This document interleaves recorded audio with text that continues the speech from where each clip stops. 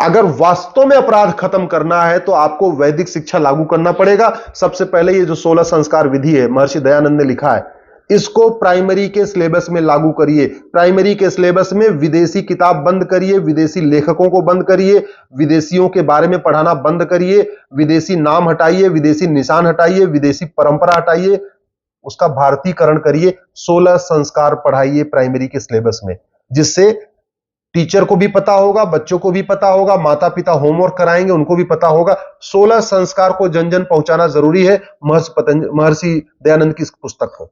दूसरा, अगर आपको अपराध खत्म करना है, महर्षि दयानंद सरस्वती ने सत्यार्थ प्रकाश लिखा है, इसको प्राइमरी के सिलेबस में डालिए। सत्यार्थ प्रकाश पढ़ेगा बच्चा, उसका दिमाग ठीक होगा, मन शांत होगा।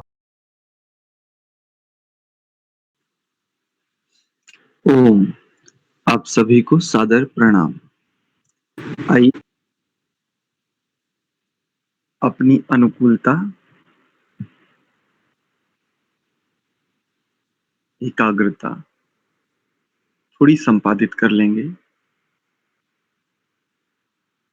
विषय को जानने के लिए उसमें रुचि, श्रद्धा आदि का होना अत्यंत आवश्यक होता है। इस प्रकार विचार करते हुए मंत्र पाठ।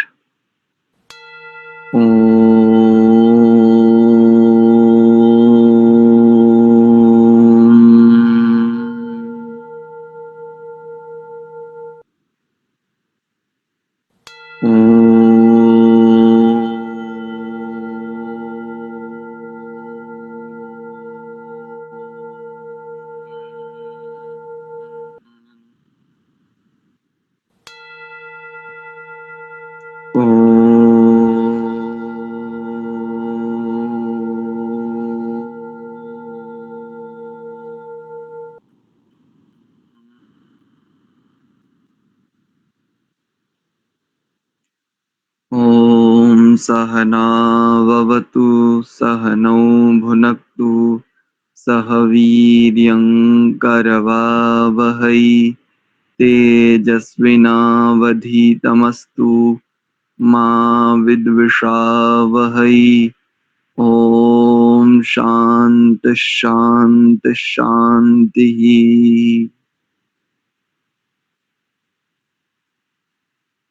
ओम, आप सभी का पुनश्च हार्दिक स्वागत एवं अभिनंदन संस्कार विधि स्वाध्याय की इस कक्षा में। आज हम संस्कार विधि के शांतिकरण नामक प्रकरण के 12वें मंत्र का स्वाध्याय करेंगे। यह मंत्र ऋग्वेद के 7वें मंडल के 35वें सूक्त का 12वां मंत्र है। आइए देखते हैं। षण्णः सत्यस्य, सत्यस्य पतयो, पतियो नहीं करेंगे, पतियो ये अशुद्ध उच्चारण है। पतयो भवन्तु शन्नो अर्वन्तः शमु सन्तु गावः। शन्न ऋभवः सुकृतः, ऋभवः सुकृतः सुहस्ताः। शन्नो भवन्तु पितरो हवेषु। देखिए सामान्य उच्चारण देखिए, बड़ा सरल मंत्र है, इसमें कोई ऐसे कठिन शब्द नहीं है। बस यहाँ पर इसका ध्यान दे लेंगे। जैसे सत्यस्य, सत्यस्य एक, ऋभवः दो, और सुकृतः, सुकृतः। बस ये 3 शब्द ऐसे हैं जहां पर थोड़ी बहुत त्रुटि होने की संभावना है। देखिए उच्चारण। ओम शन्नः सत्यस्य यस्य पतयो भवन्तु शन्नो अर्वन्तः शमुसन्तु गावः शन्ना ऋभवः सुकृतः सुहस्ताः शन्नो भवन्तु पितरो हवेषु। ये इसका सामान्य उच्चारण। संहिता की दृष्टि से तो जिनको पता है वो इसका अच्छे से कर सकते हैं, हम भी करके दिखा देते हैं एक बार। ओम शन्नः सत्यस्य पतयो भवन्तु शन्नो अर्वन्तः शमुसन्तु गावः शन्ना ऋभवः सुकृतः सुहस्ताः शन्नो भवन्तु पितरो हवेषु। ठीक है, चलिए अब आप लोगों से सुन लेते हैं। तो सबसे पहले दिगंबर जी से जी आचार्य। ओम शन्नः सत्यस्य पतयो भवन्तु शन्न अरवन्तः शम्मुषन्तु गावः शन्न ऋभवः सुकृतः सुहस्ताः शन्नो भवन्तु पितरो हवेषु। बढ़िया, बहुत अच्छा उच्चारण। एक स्थान पर थोड़ी सी चूक कर गए।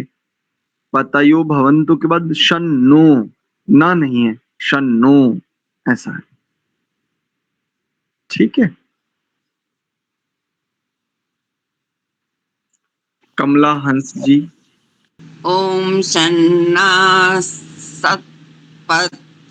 पतयो भवन्तु शन्नो अर्वन्तः समु सन्तु गावः सन्नारी भवः सुकृतः सुहस्तः शन्नो भवन्तु पितरो हवेषु। ठीक है, बढ़िया, अच्छा प्रयास है। प्रथम पंक्ति का तीसरा शब्द सत्यस्य, सत्यस्य, सतस्य सत्यस्य नहीं, सत्यस्य नहीं, सत्यस्य, दो यकान है, सत्यस्य। सत्यस्य, हाँ ठीक है, ठीक, सत्य से म्यूट करके अब अभ्यास कीजिए। सत्य से। कनिका माता जी। हाँ जी, नमस्ते जी। जी। ओम शन्नः सत्यस्य पतयो भवन्तु शन्नो अर्वन्तः शमु सन्तु गावः शन्नः ऋभवः सुकृतः सुहस्ता। दोबारा से बोलूं, शन्नः ऋभवः सुकृतः सुहस्ताः शन्नो भवन्तु पितरो हवेषु। बढ़िया। दो बातों के लिए संकेत करना चाहूंगा। एक तो इसको ठीक करो, पितरो नहीं, पीता, पीता रो। एक दूसरा, कहीं पर आप संहिता पाठ में बोल रहे थे, कहीं पर आप सामान्य पाठ में बोल रहे थे। ठीक है, एक ही रहे तो अच्छा है, या तो संहिता में बोलिए तो सामान्य में बोलिए, लेकिन सीखने की दृष्टि से प्रयास है तो भी बहुत अच्छा है। ठीक है, धन्यवाद जी। जी, मांगेराम जी से सुन लेते हैं। अनुकूलता है मांगेराम जी? ओम सन्नः सत्यस्य पतयो भवन्तु शन्नो अर्वन्तः शमु सन्तु गावः शन्ना ऋभवः सुकृतः सुहस्तः शन्नो भवन्तु पितरो हवेषु। बहुत सुंदर, बहुत अच्छा प्रयास। दो शब्दों में देखो, एक तो सुकीर्तः, सुकीर्तः ऐसा नहीं, सुकृतः एक, और पीतरो, पीतरो मत कीजिए, पितरो। पकार में जो इकार है वो ह्रस्व है, और तकार पूरा है तो पितरो ऐसा करेंगे। ठीक है मांगीराम जी? धन्यवाद आचार्य जी। ठीक है, रवि जी से सुन लेते हैं। रवि प्रकाश जी। जी आचार्य। ओम शन्नः सत्यस्य पतयो भवन्तु शन्नो अर्वन्तः शमु सन्तु गावः शन्नः ऋभवः सुकृतः सुहस्ताः शन्नो भवन्तु पितरो हवेषु। बढ़िया, बहुत अच्छा प्रयास।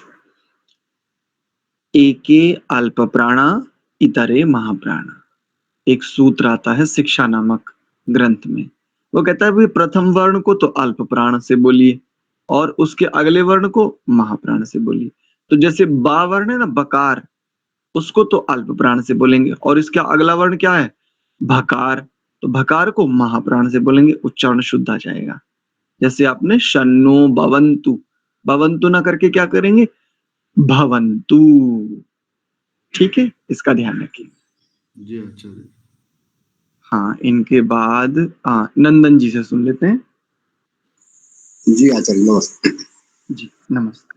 ओम सन्नः सत्यस्य पतयो भवन्तु सन्नो अर्वन्तः शं सन्तु गावः सन्नः ऋभवः सुकृतः सुहस्ताः सन्नो भवन्तु पितरो हवेषु।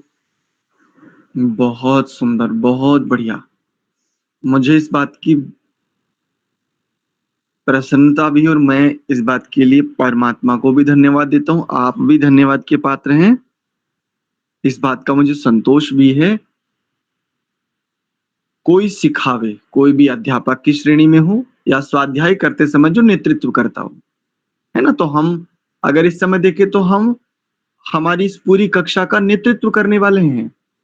हम इस कक्षा के अध्यापक या आचार्य वो मात्र संबोधन के लिए हैं बस। वास्तव में देखें तो हम केवल नेतृत्व करता है।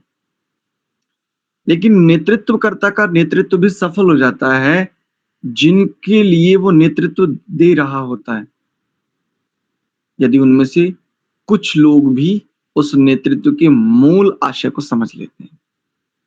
कई सारे लोग सामान्य उच्चारण को तो बहुत अच्छे से समझ ही पा रहे हैं, और कई लोगों ने, या लगभग कहूं अधिकांश लोगों ने, अपने उच्चारण को बेहद शुद्ध किया, बेहद। और संहिता पाठ, जो कि उच्चारण थोड़ा सा कठिन लगता था, देखिए आपके निरंतर परिश्रम से कितना सरल, कितना सहज हो गया। जैसे नंदन जी हैं, जैसे अपने गौरव जी हैं, जैसे दिगंबर जी हैं, कई सारे लोग ऐसे हैं जो संहिता पाठ का भी एकदम शुद्ध उच्चारण करते हैं। इसके लिए आप सभी धन्यवाद के पात्र भी। ठीक है, इनके बाद पुष्पा अरोरा जी से सुन लेते हैं। धन्यवाद आचार्य, धन्यवाद जी। नमस्ते आचार्य। नमस्ते।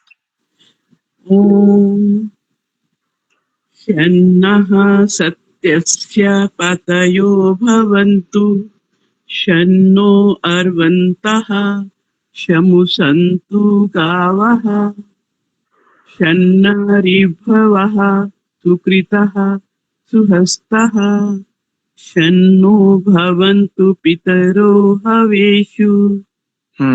बहुत अच्छा प्रयास।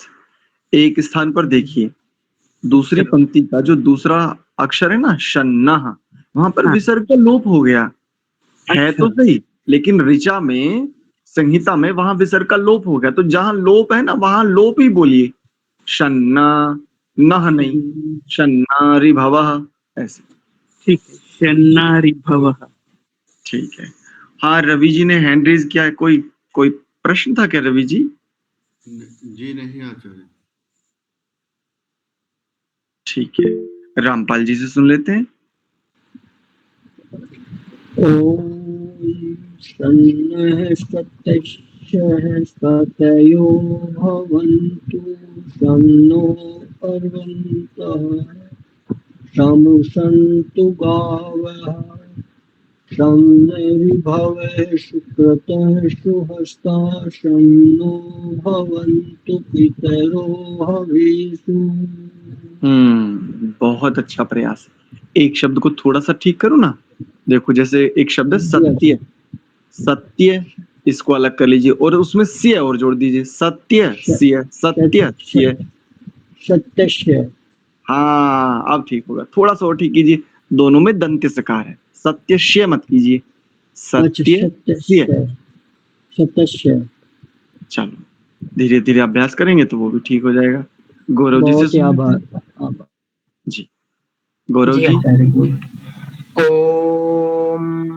सन्नः सत्यस्य पतयो भवन्तु सन्नो अर्वन्तः सन्तु गावः सन्नार्भवः सुकृतः सुहस्ताः सन्नो भवन्तु पितरो हवेषु। बहुत सुंदर। गौरव एक बात पर थोड़ा ध्यान दो बेटा, आपका दंत्य सकार और मूर्धन्य सकार इन दोनों का उच्चारण एकदम शुद्ध है और स्पष्ट है, लेकिन तालव्य सकार में थोड़ी सी लचक है, थोड़ी सी। तालव्य सकार का उच्चारण दंत्य सकार के समान आ रहा है, इसको और थोड़ा ठीक करो। ठीक है बेटा। जी आचार्य जी। हाँ चलिए, इनके बाद सत्य प्रकाश जी से सुन लेते हैं।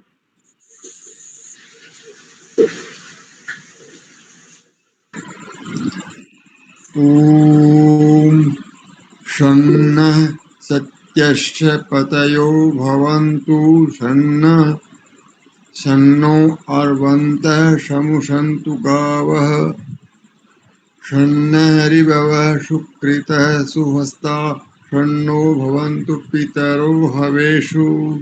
बहुत अच्छा प्रयास, बहुत सुंदर।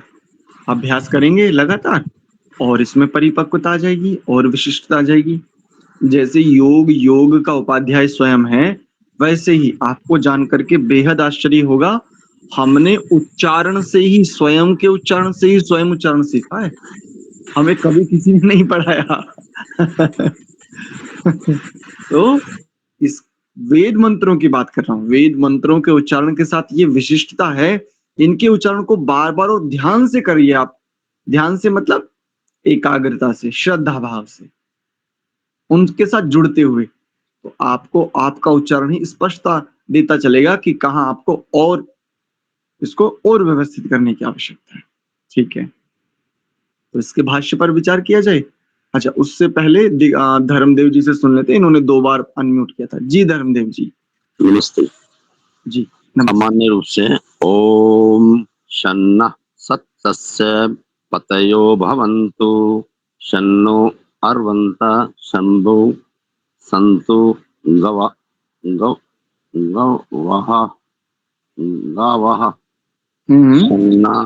शन्नारीभवः सुकृतः सुहस्तः शन्नो भवन्तु पीतरो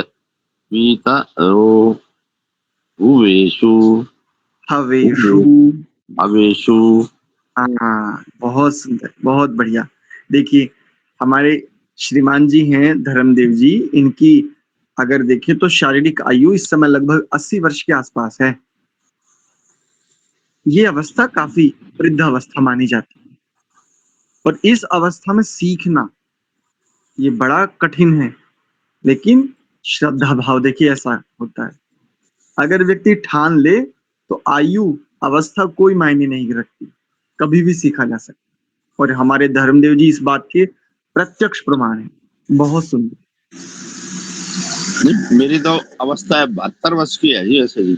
अच्छा क्षमा चाहूँ, 72 वर्ष है, ठीक है जी। ठीक है, अन्य कोई तो नहीं बचे जिनसे सुनना बाकी हो? भाष्य पर विचार करें इसके। हाँ कनिका माता जी ने हैंड रेज किया है। हाँ जी, मेरा एक प्रश्न है कि जैसे विभव सुकृत सुहस्तः है, उसके बाद शम जो है श, ये तालव्य शकार है, इससे पहले जो विसर्ग आ जाता है उसको स बोलते हैं या श बोलते हैं? तालव्य शकार बोलेंगे। सुहस्ताश शन्नो। ठीक है जी, धन्यवाद।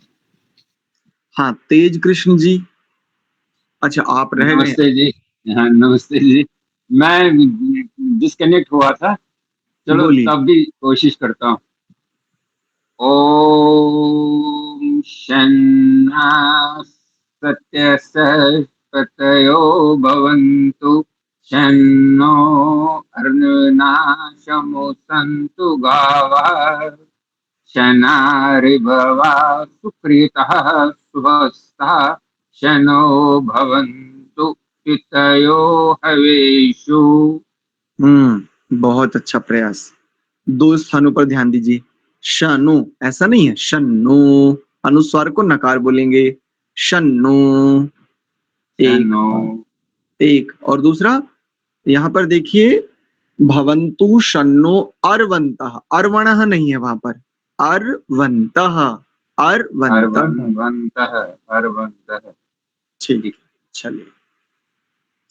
अच्छा, ये 2 व्यक्ति कोई और जुड़े हैं। दर्शना की आईडी से कोई है? दर्शना, आप बोलेंगे?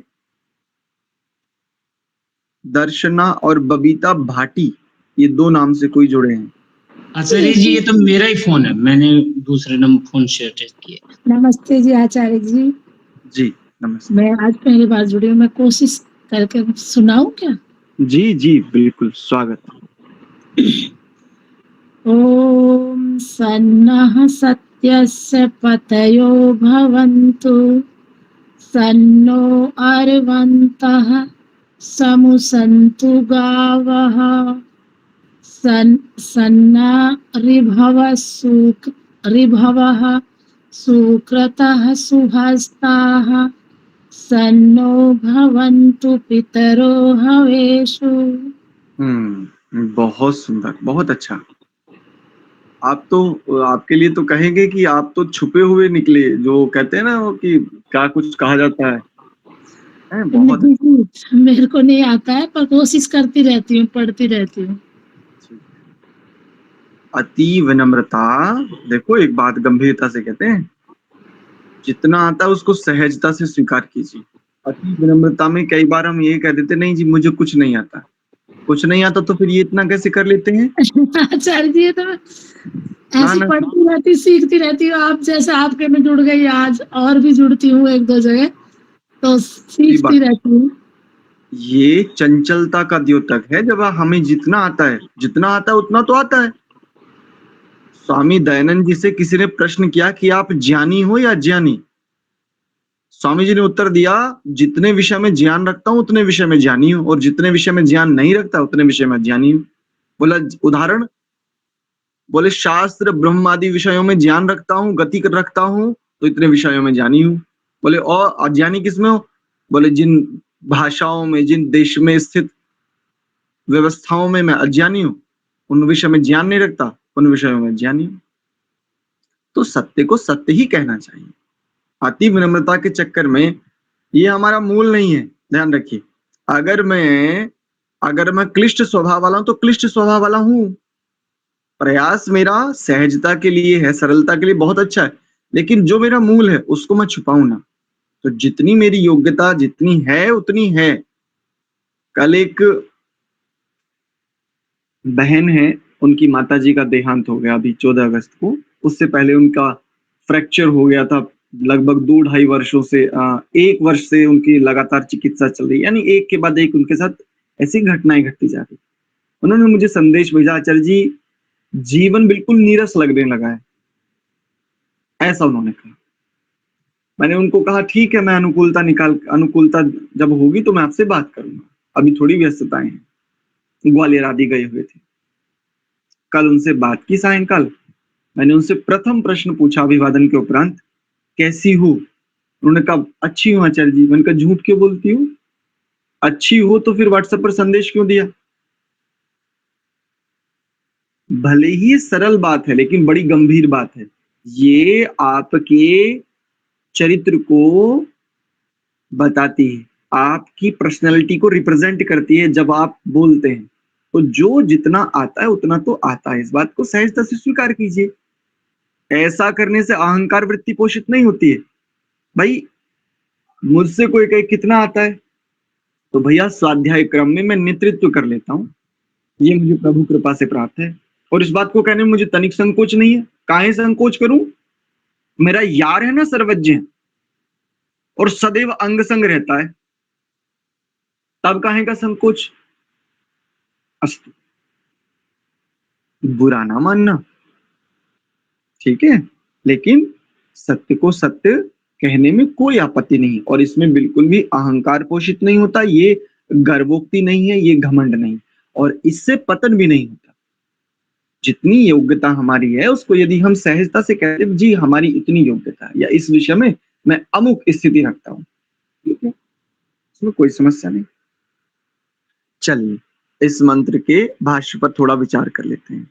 सत्यस्य, सत्य की, सत्येन पंथा विततो देवयानः, सत्य ही के पथ पर चलते हुए बढ़ते हुए देवों का मार्ग विस्तृत होता है। सत्य पर कौन चल पाता है? जो देव होता है। और देव कौन होता है? जो सामान्य स्थितियों से ऊपर उठ चुका होता है, सामान्य औपचारिकताओं से अब आगे बढ़ चुका होता है, जो संसार का प्रयोजन और संसार में प्रयोजन इन दोनों को समझ चुका होता है, जो जीवन में उद्देश्य और जीवन का उद्देश्य इस बात की स्पष्टता का जिसे बोध हो चुका होता है, वही सत्य से, सत्य की, पतयः, जो पति हैं, स्वामी हैं, अर्थात रक्षा करने वाले हैं। स्वामित्व होने को देखो, हम प्रायः धन ऐश्वर्यों के स्वामी होना चाहते हैं, यद्यपि हम हो कितना पाते हैं वो एक अलग बात है, किंतु हम होना चाहते हैं। किंतु कैसे हों, ये प्रश्न आता है सामने कि कैसे स्वामी हूं। तो पिछले दिनों संभवतः योग दर्शन की या किसी कक्षा में एक प्रश्न आया था दीक्षा जी के यहाँ पास कि एक प्रश्न का उत्तर दीजिए कि हनुमान जी के विषय में ऐसा कहा जाता है कि उन्होंने ऐसी वहां पर अपने स्वरूप को छोटा कर लिया, वहां पर अपने आकार को विशाल कर लिया, यानी उन्होंने अपनी सिद्धियों का प्रयोग कर भगवान श्री राम के जीवन में आने वाली अनेकों ऐसी विघ्नों बाधाओं को उन्होंने हटाया।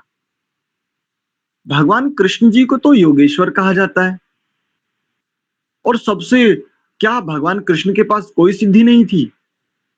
और यदि थी तो उन्होंने अपने जीवन में किसी सिद्धि का प्रयोग क्यों नहीं किया? ये प्रश्न बड़ा गंभीर था। इन्होंने भी बड़ी सरलता से बड़ा सुंदर उत्तर दिया। बोले तब क्या विशेषता है कि सिद्धि का प्रयोग करके साधनों को साधा जाए, या कार्य को सिद्ध करने के लिए सिद्धियों का प्रयोग करना पड़े? विशेषता तो तब है कि सिद्धि है, लेकिन कार्य की सिद्धि के लिए सिद्धि का प्रयोग नहीं करना। ये है स्वामित्व, इसे कहते हैं रक्षक। इस बात को परमात्मा में घटाओ, परमात्मा सबका स्वामी अर्थात सबका रक्षक है, लेकिन क्या किसी का प्रयोग करता है कि अपने प्रयोजन के लिए? कभी नहीं करता। तो जब हम मन, बुद्धि, इंद्रियों, अपनी समस्त व्यवस्थाओं के स्वामी हो जाते हैं, अर्थात उन्हें अपने अधीन कर लेते हैं, इसका अर्थ ये नहीं है, अधीन कर लेने का मतलब ये नहीं है कि अब जैसे चाहूं वैसे उनका उपयोग करूं, दुरुपयोग करूं आदि। स्वामित्व हो जाने का मतलब है बस अब वो अपने नियंत्रण में, और नियंत्रण में हो गया, अब इससे आगे बढ़ता हूं। नियंत्रण में करने के बाद एक बहुत ऊंची स्थिति, एक बहुत ऊंचा अहम भाव पुष्ट होता है, लेकिन यहां से भी आगे बढ़ जाना, बस नियंत्रण में करना अंतिम उद्देश्य नहीं था, ये गौण उद्देश्य था। ये मार्ग का एक मध्यम पड़ाव था मात्र, जिसको संयम भी कहते हैं सामान्य भाषा में। तो सत्यस्य पतयः, सत्य की रक्षा करने वाले, सत्य के स्वामी, नः शं भवन्तु, हमारे लिए कैसे हो? शांति देने वाले, हमारे लिए कल्याण को देने वाले। अब अधिकांश लोग, या यूं कहें सभी लोग, यही कहते मेरी बात सत्य है, मेरी बात सत्य है, सबकी बात सत्य है, तो फिर तुम्हें इतना बल, इतना परिश्रम, इतना जोर क्यों देना पड़ रहा है, क्यों लगाना पड़ रहा है इतना? सत्य है, आप आपने अपना काम कर दिया, आपने सत्य को कह दिया। प्रत्येक आत्मा को स्पष्ट है कि क्या सत्य है और क्या सत्य है। यदि आपकी बात सत्य है तो आपने अपना काम कर दिया। अब स्वयं विचारें, जो श्रोता हैं, जिन्होंने श्रवण किया है, वो स्वयं विचारेंगे और स्वयं अपना हिताहित जान करके जैसी उनकी रुचि आदि होगी उसके आधार पर वो अपना कर्म करेंगे। आगे देखिए क्या कहा, अर्वंतः, जो शीघ्रगामी है। कैसे? जिनकी बुद्धि अति कुशल है, जो बड़े निपुण हैं, जो बहुत उत्कृष्ट स्थिति वाले हैं, संकेत ही जिनके लिए पर्याप्त होता है। ऐसे जो बड़े बुद्धिमान लोग हैं, शीघ्र गमन करता है जो विषयों में, किसी भी विद्या, किसी भी विषय, किसी भी प्रकरण आदि में जो बहुत शीघ्रता से गमन करने वाले होते हैं, गति करने वाले होते हैं, संकेत मिल जाए पूरी बात को बड़ी गहनता गंभीरता में चले जाते हैं। इतना विचारशील, ऐसे विचारशील है। नह शम संतु, हमारे लिए कल्याण को स्थापित करने वाले हों। अर्वंतः नह शम संतु, जो शीघ्र गमन करता है, जो विचारशील लोग हैं, अत्यंत निपुण हैं, कुशल लोग हैं, वो सब कैसे हो? हमारे लिए सुख को, शांति का मार्ग प्रशस्त कर देने वाले हैं, हमारे लिए कल्याण का मार्ग प्रशस्त करने वाले हैं। और आगे देखिए क्या कहा, गावह, और जो शमु था ना, शमु संतु, तो शम उ पदच्छेद करेंगे तो शम यानी कल्याणकारक और उ ये अलग हो जाएगा, तो गावह उ।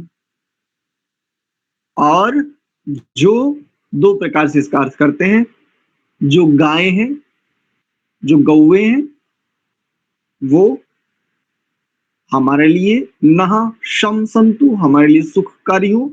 और दूसरा अर्थ करते हैं गावह उ, और ज्ञानी लोग जो हैं, निश्चित रूप से वो हमारे लिए शांति को स्थापित करने वाले हों, शांति को बढ़ाने वाले हों, शांति का ही मार्ग प्रशस्त कर देने वाले हों। कहीं पर हिंसा देखी, उठा करके शेयर कर दिया, फॉरवर्ड कर दिया। कहीं पे कुछ वीडियो आई, उठा करके फॉरवर्ड कर दिया। कहीं पे कुछ भी आया, उठा करके फॉरवर्ड कर दिया। ये क्या है? आप शांति स्थापित करना चाहते हो मूल रूप से, लेकिन आप भेज क्या रहे हो? आप फॉरवर्ड क्या कर रहे हो? आप साझा क्या कर रहे हो? कहीं से भी हिंसा की कोई घटनाएं उठा करके साझा कर दिया। हिंसा की घटनाओं को साझा करने से हिंसा कम नहीं होती, अपितु आपके भीतर भी और जिन तक वो पहुंच रही है वहां तक अशांति ही बढ़ती है प्रायः करके। और एक और भाव भीतर में रहता है, हम लोगों को जगा रहे। नहीं, लोगों को जगाने की आवश्यकता नहीं है, स्वयं जागने की आवश्यकता। इतना कुछ चलता है, आज बंगाल में ये हो रहा है, आज बांग्लादेश में ये हो रहा है, आज केरल में ऐसा हो गया, आज वहां पर ये हो गया। हो गया तो क्या किया? क्या आज नया हो रहा है? क्या पहली बार हो रहा है? क्या आज से पहले कभी नहीं हुआ? बताओ कौन सा काल ऐसा था जिसमें कभी कुछ नहीं हुआ? और बाहर जो आप देख रहे हो, यही देखने वाली दृष्टि को तनिक भीतर लेकर के जाओ ना, अपने भीतर घुमाओ इस कैमरे को, फिर देखो जो आप बाहर देखना चाह रहे हो, जिसको आप बाहर देख करके बड़े चिंतित हो, प्रतिक्षण भीतर में देखो कितना घटित हो रहा है। यही सब कुछ तो स्वयं की ओर स्वयं केंद्रित होकर के, केंद्र में स्व को रख करके तब बढ़िए, वहां से शांति का मार्ग दिखाई देता है। मेरे भीतर शांति है, सामने वाले अशांत लोगों की बड़ी भीड़ को भी मैं नियंत्रित कर सकता हूँ यदि मैं भीतर से शांत हूं। तो मैं स्वयं अशांत और सामने जो चाहता हूं कि यहां पर शांति स्थापित करूं, बिल्कुल नहीं हो पाएगी। हम सबका प्रत्यक्ष है, अनुभव है। कभी भी देख लीजिए, सामान्य सी बातों में, घर में मान लीजिए, मैं इसको एक उदाहरण से कहने का प्रयत्न कर रहा हूं, आप सब लोग समझ जाएंगे। मान लीजिए कोई ससुर हैं और इनके घर में बहू है, बेटा आदि तो है ही। तो मान लो बहू और बेटा और सास, यानी बहू की सास यानी बेटे की माँ, और इन तीनों में कोई बात हुई तो कोई बात नहीं। इसके बाद आपस में बात हो रही, कोई अनबन होगी किसी बात को लेकर के, ठीक है। अब ये जो श्रीमान जी हैं, ये जो ससुर हैं, इसमें बहू के, अपने बेटे के जो पिता हैं इस घर में, ये अगर शांत हैं, गंभीर हैं, तो उन स्थितियों में लिप्त नहीं होंगे। निर्लिप्त भाव से शांत रहते हुए उनकी बहुत बड़ी कलह को शांति से एक वाक्य कहेंगे, एक समाधान देंगे और बस इनका काम समाप्त। प्राय होता क्या है, हम लिप्त होते हैं और लिप्त होकर के फिर हम सुलझाना चाहते हैं। नहीं नहीं, तुमने इनको ऐसे कैसे बोल दिया, नहीं तुम ऐसे कैसे बोल सकती हो, ऐसा। तो जब भी हम लिप्त होते हैं किसी भी स्थिति में, पक्की बात है सुलझेगी तो है ही नहीं, ज्यादा संभावना उलझने की। निर्लिप्त होकर के, तटस्थ होकर के जब हम प्रयत्न करते हैं, अधिकांश स्थितियां सुलझ जाती हैं, अधिकांश। तो यहां पर कहा गावह उ, जो ज्ञानी लोग हैं। कैसे ज्ञानी लोग हैं? जो बड़े लोग हैं। इसमें आएगा आगे पितरः, आगे शब्द आएगा एक पितरः, इसलिए यहीं पर संकेत करते चल रहा हूं। और आगे देखिए क्या कहा, ऋभवः, जो शिल्पी लोग हैं, जो शिल्पकार है, अनेकों कलाकृतियों आदि में जो बहुत कुशलता रखते हैं, ऐसे। और क्या कहा, सुकृतः, उत्तम कृत, जो चतुर लोग हैं, जो अत्यंत कर्मों के करने में अत्यंत कुशल हैं, जो उत्तम कर्मों के करने में अत्यंत कुशल हैं, ऐसे। और क्या कहा, सुहस्ताः, जो उत्तम हाथों वाले हैं, अर्थात उत्तम हाथों वाले का अर्थ क्या होगा, जो बहुत उत्तम कारीगर लोग हैं, जो शिल्प आदि विद्याओं में अत्यंत निपुण हैं, प्रवीण हैं, दक्षता जिनको प्राप्त है, ऐसे। नह शम, हमारे लिए सुखकारी हो। आज होता क्या है, जितने भी कारीगर हैं, जितने भी ये शिल्पी लोग हैं, इन सब का तो जीवन, इन सब का तो जो सामर्थ्य था, जो इनकी प्रतिभाएं थी, उन सबको तो नष्ट कर दिया गया। आज शिल्पी लोग नौकर बना दिए गए, गुलाम बना दिए गए। जितने भी कुटीर उद्योग थे, जितने भी हस्त उद्योग थे, जितने भी व्यक्तिगत रूप से जितने उद्योग थे, उन सबको ध्वस्त कर दिया गया। और गरीब और गरीब होता जा रहा है, धनवान और धनवान होता जा रहा है। और फिर क्या है, बेरोजगारी है, बेरोजगारी है, बेरोजगारी है। बेरोजगारी क्यों ना हो, क्यों ना हो बेरोजगारी, क्या आवश्यकता है? एक व्यक्ति ने 200 करोड़ रुपए खर्च किए और बड़ी बड़ी मशीनों को लगा दिया। अब उन मशीनों से काम होने वाला जितना है, उस काम को करने में सोचो, अगर मनुष्य लोग लगते तो कितना सारा काम होता, कितने लोगों को रोजगार मिलता, कितने लोगों का जीवन संचालित होता, समाज में कितनी स्थिरता होती। आज समाज में अस्थिरता क्यों है? चोरी आदि करने की आवश्यकता क्यों है? कुछ तो लालच लोभ से चोरी करते हैं, लेकिन हमने भी कई लोगों को ऐसा देखा, आप लोगों ने भी देखा होगा, कई लोग केवल भूख को मिटाने के लिए चोरी करते हैं, वास्तव में उनके पास भोजन भी उपलब्ध नहीं हो पा रहा है। ऐसी भी स्थितियां रही, लेकिन आज सरकार ने ऐसा भी उपक्रम किया कि वो भोजन आदि के रूप में राशन उपलब्ध करवा रही है। अस्तु, आगे देखिए क्या कहा, हवेशु, जब हम आह्वान करें, जब हम समस्याएं रखें, तब पितरः, जो पितर लोग हैं, जो बड़े लोग हैं, जिनको बड़े बूढ़े कह दिया जाता है, जो वृद्ध लोग हैं, जिनके केश पक चुके हैं, जिनकी अनुभवी आंखें हैं, नः शम भवन्तु, हमारे लिए ऐसा दिशा निर्देश करें जिससे हमारे घर में, हमारे जीवन में शांति स्थापित हो जाए। उनका अनुभव यदि हमारा अनुभव ना हो सका, उनकी अनुभवी आंखों से जो उन्होंने देखा, यदि वो देख करके उस देखे हुए को सार्थक ना कर पाए, तो उनका देखना निरर्थक ही रहा। कैसे? एक बात कहता हूं, थोड़ी सी चुभ सकती है, लेकिन बात बड़ी गहरी है, जो अपन को भी समझ में आई। संसार के प्रत्येक विचारशील व्यक्ति ने ये देखा कि संसार की इन जितनी भी व्यवस्थाएं, इन व्यवस्थाओं में वास्तव में सारा जीवन खर्च हो जाता है और मिलता कुछ नहीं, कुछ नहीं मिलता, और जो मिलता है वो भी अंत में छूट जाता है।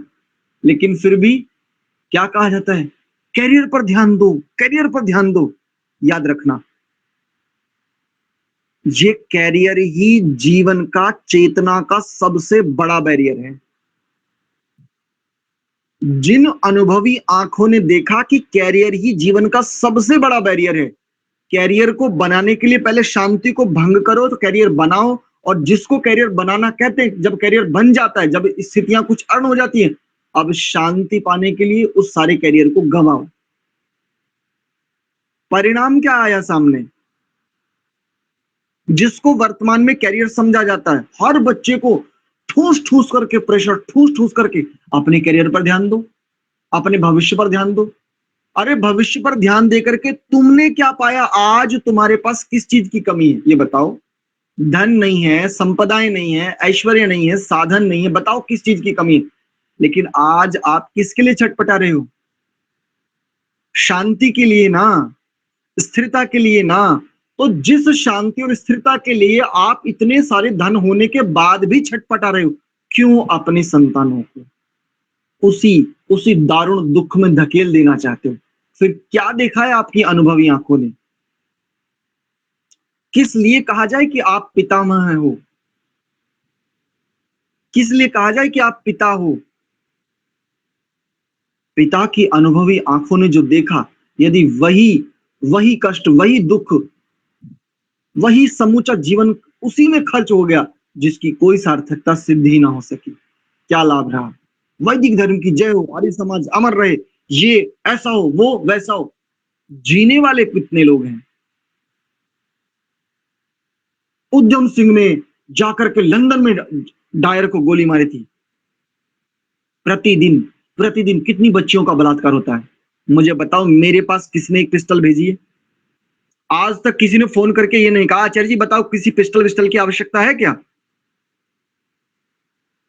मैं आपको करने की बात नहीं कर रहा हूं, लेकिन मुझे दो तो सही, कम से कम मैं मेरे हिस्से की भूमिका निभाऊं तो सही, कम से कम मैं ये बताऊं तो सही कि जो बात मैं कह रहा हूं वो मैं जीना जानता हूं और जीना चाहता हूं, लेकिन साधन नहीं है मेरे पास। और बिना साधन के निरर्थक मैं इस जीवन को नष्ट नहीं कर सकता, बिल्कुल नहीं करूंगा। आप करो ना करो, लेकिन कम से कम मेरे तक तो पहुंचाओ। मुझे तो कहो कि आचार्य जी बताओ पिस्टल की आवश्यकता, किस चीज की आवश्यकता है? उन लोगों के घर में ग्रेनेड नहीं, बहुत कुछ मिलता जिसकी कल्पना नहीं कर सकते। जो फोर्स के कमांडो लेवल पे भी जिस चीज को लेने के लिए कई परमिशन चाहिए, वो चीजें सामने वालों के घरों में रखी हुई हैं। बलात्कार हुआ, कैंडल मार्च निकाल कर खड़े हुए। ये नपुंसकता कब तक करते रहेंगे? अगर मेरी एक बेटी को क्षति पहुंची है, अब रक्तपात मचाओ ना, तनिक उठ करके, तनिक लहू की नदियां बहे ना जरा, फिर देखें हिंदू मरता जा रहा है, हिंदू मरता जा रहा है। ऐसे नपुंसक हिंदुओं को बचाने से ये तो मरना ही चाहिए। कैंडल मार्च लेकर के खड़े होंगे, हमें न्याय चाहिए। मतलब क्या तुम लोगों को न्याय चाहिए? तुम्हें न्याय चाहिए। न्याय मांगा नहीं जाता, न्याय लिया जाता है, ध्यान रखना। जिहादी है वैसा है। क्या होता है जिहाद? कितनी चतुराई है बताइए, क्या किया हमने, क्या कर रहे हैं? सर्वशक्तिमान परमात्मा के उपासक जितने अंशों में, मैं कहता हूं 1% है, 1% उपासना करते हैं। सर्वशक्तिमान की उपासना करके ऐसे जो भीरू लोग हैं, जो पीठ में खंजर भूखते हैं, ऐसे लोगों का हवा बना रखा पिछले 1400-1450 सालों से। और ये ध्यान रखिए, ये सामान्य लोग नहीं थे। अभी ग्वालियर घूम करके आए हैं और ग्वालियर में वो जोहर कुंड देखे हैं, बहुत गंभीरता और अंदर घुस करके, जो सरकार ने बैन कर रखे, जिनको ढक रखा है, उनके भीतर घुस करके देखा है। ऐसी क्षत्राणियां जहां पर विशेष रूप से भवन यानी किलों के साथ में जोहर कुंड भी आवश्यक रूप से स्थापित किए गए। विचार करके देखो क्यों किया गया। सामान्य स्थिति नहीं है। उस समय में भवनों के साथ, किलों के साथ में जौहर कुंड भी ऐसे ही निर्मित किए गए जैसे भवनों का निर्माण। क्यों? अभी विचार किया है? अस्तु। तो जो अनुभवी, जो पारखी दृष्टि ने देखा हो, यदि वो देखा हुआ आने वाली पीढ़ियों के काम ना आया, केवल बातों में रह गया, तो बातों ही बातों में बीती रही उमरिया, बस यही बात रह जाएगी। अस्तु, आज के विषय को इतना रखते हैं। और रहा प्रश्न पिस्टल का, तो मैं बिल्कुल चाहता हूं, केवल मुझे नहीं, आप सब लोग भी बर्थडे पर गिफ्ट देने का अगर कभी अवसर आए ना, तो अपनी बेटी को एक पिस्टल का लाइसेंस दो तुरंत। अगर अपने बेटे को उसके किसी विवाह वर्षगांठ पर कभी कोई भी अगर इस प्रकार का अवसर आए, दीपावली मनाओ ना, तो कम से कम AK-47 का लाइसेंस ना मिल सके ना, तो राइफल का तो मिल सकता है ना। अपनी आत्मरक्षा के लिए अब तो सरकार भी इस बात को समर्थन दे रही है। आप जाकर के, मेरे घर में बेटियां हैं, मेरे घर में बहू है, मेरे घर में छोटे छोटे बच्चे, उनकी रक्षा के लिए मुझे लाइसेंस चाहिए। अब सरकार भी डिनाई नहीं कर सकती। अभी तक ये था कि आपको ये बताना पड़ेगा, ये दिखाना पड़ेगा, वो बताना पड़ेगा, आपको ये भी प्रूव करना पड़ेगा कि आपकी जान को खतरा है। आज आपको केवल इतना भर कहने की आवश्यकता कि मेरे घर में बेटियां हैं, मेरे घर में बच्चे हैं, उनकी रक्षा के लिए मुझे शस्त्र की आवश्यकता है। और कई सारे बहुत बड़े बड़े लोग इस विषय में काम भी कर रहे हैं। शांति क्रांति के बिना नहीं आती, ध्यान रखिए, चाहे स्वयं के जीवन में हो, चाहे समाज में हो। और क्रांति केवल शस्त्र उठाने का नाम नहीं है। क्रांति शब्द आगे बढ़ जाने का नाम है, नेतृत्व करने का नाम है। संसार में युद्ध विचार से ही आरंभ होता है और विचार पर ही समाप्त होता है। बाहर जितना शस्त्रों आदि से लड़ा जाता है, वो केवल बाहर की घटने वाली कुछ घटनाएं मात्र है, ये ध्यान रखिए। चाहे व्यक्तिगत युद्ध हो, चाहे सामाजिक युद्ध हो, ये युद्ध दो विचारधाराओं के मध्य ही संघर्ष से उत्पन्न होता है। दो विचारधाराओं का संघर्ष को ही हम युद्ध कहते हैं। और जब दो विचारधाराएं प्रबल हो जाती हैं, एक दूसरे के विरोध में बहुत शक्तिशाली हो जाती हैं, यही युद्ध का रूप धारण करती है। तो युद्ध का जो आधार है, युद्ध का जो आश्रय है, वो विचार है। अस्तु, भावार्थ देखिए। हे प्रभु, आपकी कृपा से हमारे समाज में ऐसे व्यक्ति हों जो सत्य की रक्षा कर समाज में शांति स्थापित करें।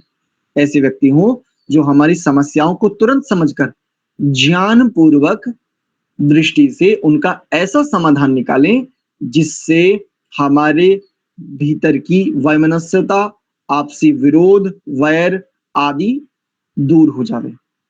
और हमारे जो चतुर शिल्पी कारीगर लोग हों, वो हमारे लिए ऐसी व्यवस्थाएं, ऐसे नाना प्रकार की उपकरणों का अपने हस्त कौशल से निर्माण करें कि जिससे हमारी समस्याओं का हल हो, ना कि हमारी समस्याएं बढ़े। जैसे वर्तमान में बहुत सारी चीजें ऐसी है जिनका लाभ भी बहुत है, लेकिन जिनकी हानियां भी बहुत है। उदाहरण के लिए, वाहन अनेकों प्रकार के हैं। वाहन होना गलत नहीं है, लेकिन एक कार से एक ही व्यक्ति चल रहा है, ये लग्जरी सब कुछ खा जाएगी। एक कार से अकेला व्यक्ति चल रहा है, जबकि उस कार में कम से कम 5 व्यक्ति यात्रा कर सकते हैं। तो लग्जरी होना गलत नहीं है, लेकिन लग्जरी का कम से कम समुचित प्रयोग तो कर सकते हैं। तो ऐसी व्यवस्थाएं हो, और उन व्यवस्थाओं का भी हमने भी ठीक प्रकार से प्रयोग करना आता हो। कम से कम सदुपयोग ना कर सके तो उपयोग तो हो जावे उनका, तब शांति हो सकती है। और अंत में कहा, जो हमारे वृद्ध लोग हैं, जो हमारे बड़े बूढ़े हैं, वो अपनी अनुभवी आंखों से हमारे जीवन में शांति को दिखाने वाले, उनकी पारखी दृष्टि से हम देख लें, हमें बार बार हर एक स्थिति को प्रत्यक्ष करने की आवश्यकता ना हो। जैसे दादा ने कहा, पितामह ने कहा, बेटा अग्नि से हाथ जल जाता है। कोई कहे नहीं, मैं तो जला करके देखूंगा कि जलने में क्या है, कैसा लगता है, मैं मानूंगा ही नहीं। ठीक है, अब जो मानेगा नहीं तुम, अब तो उसको तो करके देख ले, लेकिन जो मान सकता है उसको बता दिया जाए और वो बताने से मान जाए। बस आज का विषय इतना ही रखते हैं।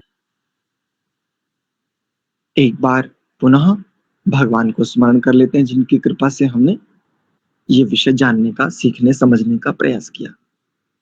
सीधे बैठ जाइए, लंबा गहरा श्वास भरिए, भगवान को बड़ी श्रद्धा भावना से स्मरण करते हैं।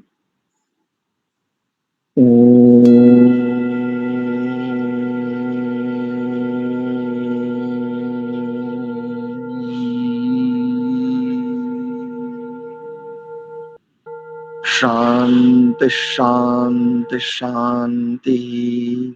आप सभी को बहुत बहुत धन्यवाद, सादर प्रणाम।